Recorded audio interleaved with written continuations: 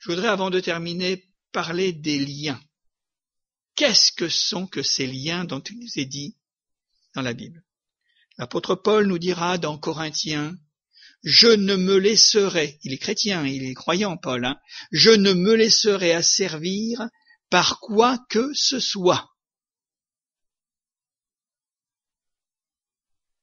Je ne me laisserai entraver dans ma foi, dans ma vie, dans le bonheur que Dieu me promet, dans l'équilibre qu'il m'offre, dans mon épanouissement, dans ma vie morale, dans ma vie spirituelle.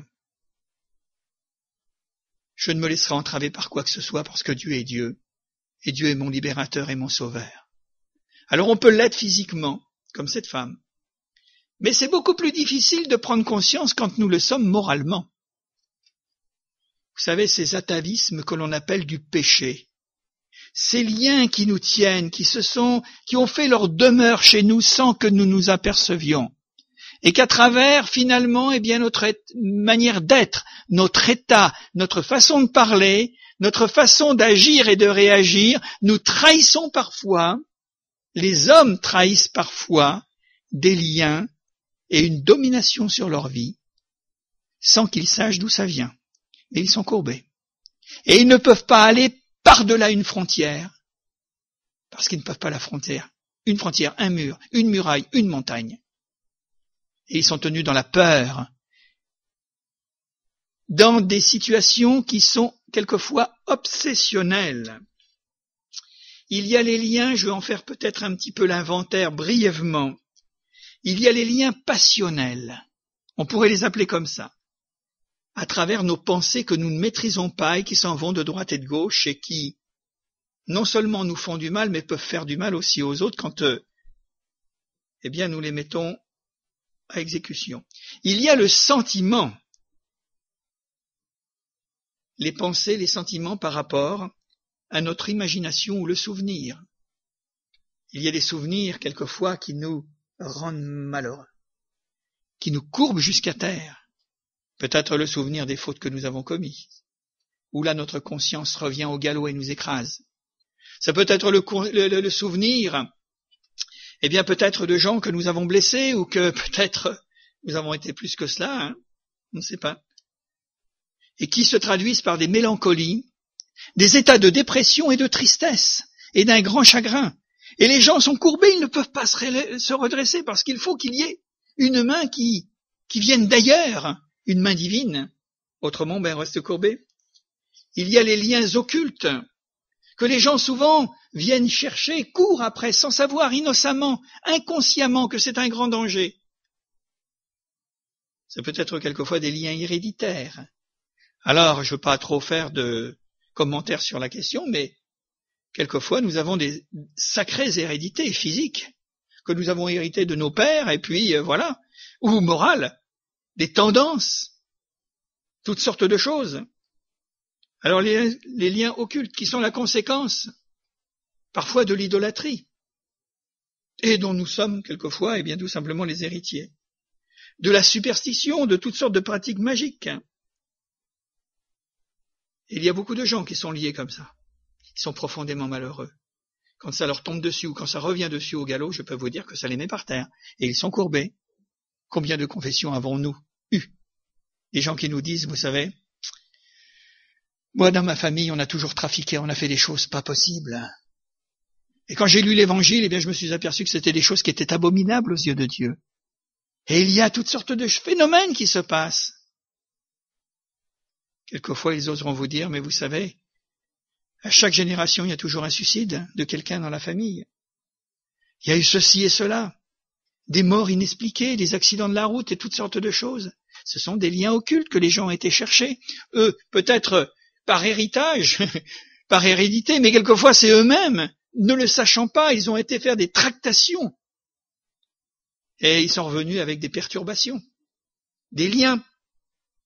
Il n'y a que la Bible qui nous dit que c'est dangereux et qu'il ne faut pas toucher à ça. Mais il y a toujours la possibilité d'en être délivré si nous croyons que Jésus est notre délivrance et que nous lui demandons pardon et que nous lui remettons tout cela en disant « Seigneur, délivre-moi ». Mais le Seigneur est capable de nous délivrer. Il y a les liens propres aux individus, à nous-mêmes, relation avec des êtres qui ont joué un rôle déterminant dans notre vie, qui nous ont marqués profondément, et pas dans le bien, dans le mal.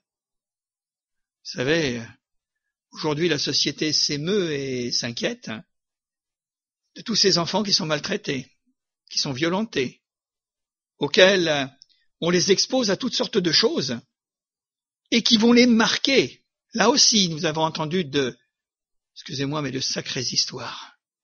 Des gens qui sont malheureux. Parce que, il y a eu, et ça les a courbés, ça les a cassés, ils ne peuvent plus se redresser par eux-mêmes. Et ils sont profondément malheureux. À travers des influences, à travers des suggestions de la pensée, à travers des idéologies, à travers toutes sortes de choses qui ont été perpétrées sur eux, des dominations, des paroles, des enseignements, des agissements, des comportements, où ils ont été finalement, subordonnés, dominés si vous aimez mieux. Et c'est difficile. Et souvent les marquant profondément dans leur esprit, ne pouvant pas arriver et parvenir à croire, parce qu'ils sont tenus dans l'incrédulité. Eh oui, moi je dis qu'il y a des démons d'incrédulité, pour empêcher les gens de venir à Jésus, de crier à Jésus. Mais là encore, l'incrédulité, elle peut être balayée. Si véritablement nous disons comme le père de cet enfant qui était épileptique, enfin en tous les cas, qui était dans un désordre moral et spirituel considérable, et il comprendra en un instant, il dira à Jésus, mais si tu peux quelque chose pour mon fils, eh bien fais-le. Et Jésus lui dira, mais si tu crois, tout est possible à celui qui croit. Et il répondra à ce père, oui, je crois, mais délivre-moi de mon incrédulité. Et voilà que ça se passe et l'enfant est guéri. C'est un saisissement par la foi, là. On le comprend. Un lien, c'est ce qui nous retient, ce qui nous captive, ce qui paralyse une personne et qui l'empêche de vivre et de s'épanouir librement. Vous savez, la première libération que nous vivons, c'est lorsque nous nous convertissons, que nous demandons pardon à Dieu et que nous nous repentons de nos péchés et que nous demandons à Jésus de venir dans notre vie. Ça, c'est la porte d'entrée. C'est une porte royale. Et là, nous comprenons qu'il y a un autre décor, qu'il y a une autre vie, qu'il y a un chemin royal, qu'il y a quelque chose de formidable qu'on appelle la vie. Parce qu'avant, nous ne vivions pas, nous existions avec tous ces problèmes qui encombraient notre âme, notre esprit, nos pensées. Parce que les liens ont pour but, comme Satan le fera sur cette femme pendant 18 ans, les liens conditionnent, ils asservissent et ils lient à des objets. Combien de gens sont liés à des objets superstitieux, des fétiches, à des habitudes qui les neutralisent et qui empêchent leur volonté de se déterminer. Regardez tous ces gens qui portent des gris-gris, qui portent des croix, qui portent toutes sortes de choses. Ils ne pourraient pas s'en séparer parce qu'ils se disent « mais je vais mourir ». Et on les tient dans la peur. La peur est aussi une courbure. La crainte est aussi une prison, un lien, une chaîne. Je ne peux pas me défaire dans mon esprit parce que je suis dominé par la crainte et la peur. Eh bien ça c'est l'œuvre du diable, parce que Jésus nous dit, lui qui vient, qui est le prince de la paix, qui est celui qui vient nous libérer, il nous dit toujours, ne crains point.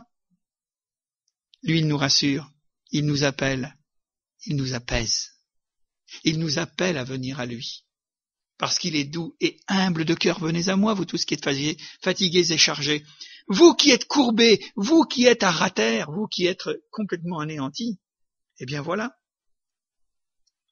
Vous savez que le fétichisme, il existe. La superstition, elle existe. Elle peut être occulto-religieuse. Elle peut avoir une connotation populaire. Elle peut avoir toutes sortes de choses. Mais elle lie les gens et elle les courbe.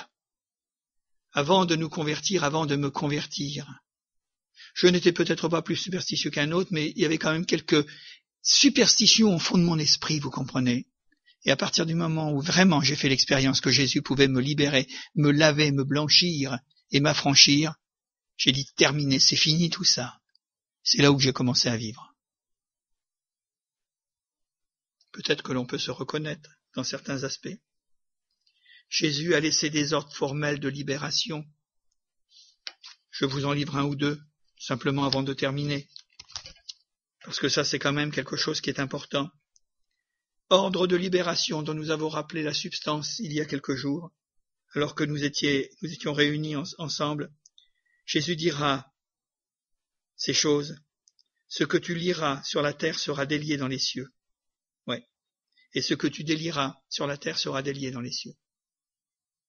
Alors nous avons la capacité, si nous voulons croire à la réalité de la promesse que Jésus nous donne, eh bien que nous pouvons nous servir de la parole, de la même parole que je viens de vous lire, la même parole que cette femme a entendue. Femme, tu es délivrée de ton infirmité. Parce que c'est une parole de vie. Une parole vivante. Si vous aimez mieux, on peut le dire de cette manière. Et quand vous lisez ce beau chapitre, quand il est dit ceci, « L'Esprit du Seigneur est sur moi, dit Jésus. » Et il l'est encore, parce que Dieu m'a oint. Il m'a donné l'onction pour annoncer une bonne nouvelle aux pauvres. Tous les pauvres courbés, tous les pauvres qui sont là, complètement aplatis sur la terre et qui ne peuvent pas se redresser, eh bien c'est une bonne nouvelle à tous ces pauvres-là. Si nous nous reconnaissons dans cette pauvreté, il m'a envoyé pour guérir ceux qui ont le cœur brisé, pour proclamer aux captifs la délivrance, les aveugles le recouvrement de la vue, pour renvoyer libres les opprimés. Ça, c'est la pression. Pour renvoyer libres les opprimés, pour publier une année de grâce de la part du Seigneur. Quand la personne liée réalise son emprise, parce que c'est une prise de conscience d'abord, et qu'elle demande ou qu'elle crie le secours à Dieu, au nom de Jésus-Christ, l'ennemi est forcé de battre en retraite et il lâche sa victime. C'est normal, c'est ce que nous avons vu. À partir du moment où cette femme a saisi, femme, tu es délivrée de ton infirmité, que Jésus lui a imposé les mains pour l'encourager, probablement pour le voir de cette manière, alors à ce moment-là, il nous est dit à l'instant, elle se redressa et elle glorifia Dieu. C'est pas plus difficile que ça, c'est pas de la magie avec toutes sortes de signes, toutes sortes de démonstrations kabbalistiques et tout ce que vous voudrez. Rien du tout. La foi dans une parole. Et à ce moment-là, il y en a un qui va fuir. Oui. C'est celui qui tenait lié. Que Satan tenait lié depuis 18 ans. Un dernier mot. Dans l'épître de Jean, il est dit cette parole, chapitre 3, verset 8, première épître de Jean, le Fils de Dieu. Et nous en avons la flagrante démonstration ce soir, le Fils de Dieu a paru. Il a paru dans l'histoire. Il a apparu à cette femme dans cette synagogue ce jour-là. Mais pour nous qui sommes aujourd'hui, dans ce jour, eh bien Dieu, Jésus a paru pour détruire, je dis bien détruire, pulvériser les œuvres du diable. Que le Seigneur nous aide. Et apportons maintenant au Seigneur simplement nos liens, nos chaînes, nos murailles et nos montagnes infranchissables. Parlons-lui de tout ce qui se passe quelquefois tellement intime, tellement secret, ce jardin secret que nous avons, qui dans nos pensées, dans nos obsessions, dans nos sentiments dérivants ou nos sentiments mauvais, à travers toutes sortes de choses qui sont là dans notre vie d'homme, de lui dire, eh bien Seigneur, viens me délivrer, crée en moi un cœur pur et un esprit bien disposé. Libère-moi de mes liens et de mes chaînes, et vous savez que ça se fait. Le Seigneur est là. Je vous ai rappelé, les dons de l'esprit, ce n'est pas pour rien.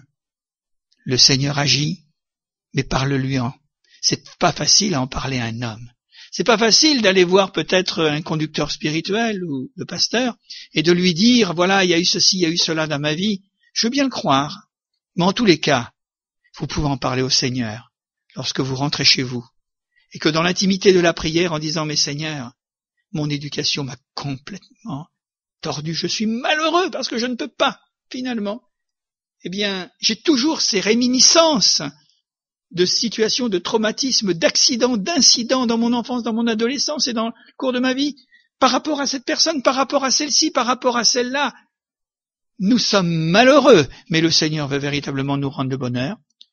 Aussitôt, cette femme se redressa et elle glorifia Dieu. Que Dieu nous bénisse. C'est pour vous, c'est pour chacun d'entre nous ce soir. Alors on va prier. Seigneur, nous voulons croire et te bénir, Seigneur, parce que nous croyons, Père éternel, que l'Évangile est annoncé et l'Évangile est avant tout une bonne nouvelle. Seigneur, je veux te rendre grâce et te remercier de ce que l'Évangile est encore annoncé, de ce qu'il est encore proclamé, et ça, ce ne sont pas des histoires sans lendemain. C'est véritablement, Seigneur, bien là, quelque chose qui nous parle à chacun d'entre nous, parce que ça va beaucoup plus loin qu'une écoute. Ça va plus loin que d'entendre, Seigneur, une parole. Ça nous ramène à nous-mêmes. Ça nous ramène pas à nous-mêmes d'une manière superficielle, mais ça nous amène à nous-mêmes au plus profond de nous, dans nos âmes, dans nos cœurs, dans nos pensées, dans notre volonté. Dans notre histoire, Seigneur, d'hier, l'histoire peut-être de l'enfance, l'histoire de notre adolescence, l'histoire de fautes, l'histoire d'un péché, l'histoire des péchés, l'histoire d'erreurs, l'histoire, Seigneur, de toutes sortes commises, et qu'aujourd'hui, Seigneur, nous en prenons toute la mesure, et avec tout ce que cela a pu occasionner, peut-être aux autres, mais aussi à nous-mêmes, parce que le mal, ne peut produire qu'un fruit, le mal. Seigneur, dans le nom de Jésus, tu es venu dire aux hommes que tu n'es pas là pour les condamner. Il y a des choses dont nous sommes réellement coupables, personnellement. Et nous ne voulons pas tourner là à chercher des excuses et des prétextes. Seigneur, nous voulons tout simplement te dire, mais c'est vrai, Seigneur, c'est bien cela. Personne ne m'y a mis, je m'y suis mis tout seul. J'ai commis ceci et tout cela et j'y ai pas été poussé parce que c'est comme ça. Et puis il y a des choses, Seigneur, qui sont peut-être encore beaucoup plus subtiles parce que nous avons été victimes, Seigneur, peut-être d'une situation qui est antérieure à notre histoire, qui vient, Seigneur, en effet, d'ailleurs, des gens peut-être méchants, des gens qui, en effet, Seigneur, ont fait du mal. Et cette malédiction, demeure, mais toi tu es capable de lever la malédiction, puisque si nous saisissons ta parole, cette même parole nous dit que la malédiction sans cause n'aura aucun effet. Seigneur, c'est vrai qu'il y a bien des gens qui sont victimes de malédictions d'hier, dans le passé, dans l'histoire, familiale ou autre, mais dont aujourd'hui, nous-mêmes, nous sommes tout à fait des victimes innocentes. Alors, cette malédiction, maintenant, elle n'a plus cours. Parce que nous prenons conscience que si vraiment nous venons à Jésus, nous nous repentons de nos péchés, nous lui donnons notre vie, nous avons changé de camp. Et notre vie va changer aussi. Alors tu visites nos amis et tu les bénis, Seigneur. Nous croyons que le message que nous voulons recevoir ce soir, c'est toujours le même message. Et il est beau, il est magnifique, il est engageant, il est encourageant et il est libérateur. Venez à moi, vous tous qui êtes fatigués et chargés, et je vous donnerai du repos pour vos âmes. C'est ça ce soir, ce que tu nous as fait entendre. C'est cela, Seigneur. Alors qu'il en soit ainsi pour mes amis qui entendent cette parole, puis tous ceux, Seigneur, qui auront l'occasion de l'entendre et qui se reconnaîtront à travers une situation où ils sont courbés, ils ne peuvent pas se redresser. Mais en ton nom, Seigneur, nous te prions de les guérir de leurs infirmités, complètement et totalement. Au nom de Jésus, tout ce que vous lierez sur la terre sera lié dans le ciel, tout ce que vous délierez sur la terre sera délié dans le ciel. Alors maintenant, Jésus a vaincu, il a lié l'adversaire, et aujourd'hui nous avons par la prière de la foi la liberté de pouvoir délier, en effet, tous ceux et celles, qui ont été tenus dans la domination, dans l'asservissement et dans l'oppression, au nom de Christ. Ils sont libérés, nous sommes libérés au nom de Jésus. Amen.